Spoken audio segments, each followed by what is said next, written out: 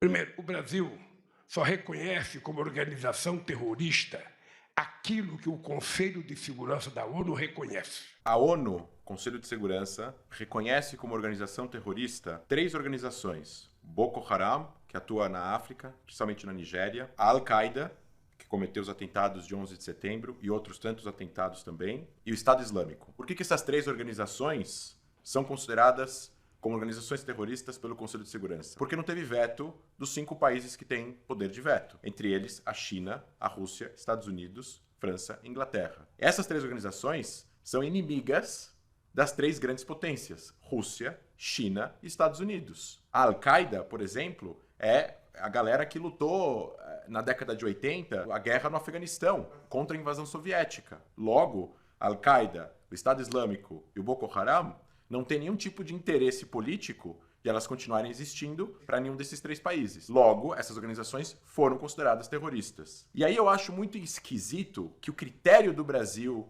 é definir quem são organizações terroristas somente através de votações da ONU. Isso significa que o Brasil não tem valores? Que o Brasil não tem nenhum tipo de critério moral para decidir quem são e quem não são grupos terroristas? Ele vai apenas pela cartilha das Nações Unidas? O que é errado, porque se existem organizações terroristas e há interesses políticos por trás para esses países vetarem uma resolução, como a China já vetou ou a Rússia já vetou, o Brasil vai ficar respeitando decisões de países não democráticos em quem eles vão achar que é ou não é uma organização terrorista? Não me parece que é coerente. Segundo, o próprio presidente da República, Luiz Inácio Lula da Silva, já criticou o formato do Conselho de Segurança da ONU, que são só esses 5 países que têm poder de veto. Então, na hora que é conveniente criticar as Nações Unidas, a crítica acontece. Mas na hora de jogar responsabilidade para as Nações Unidas e tirar a responsabilidade de um país soberano como o Brasil,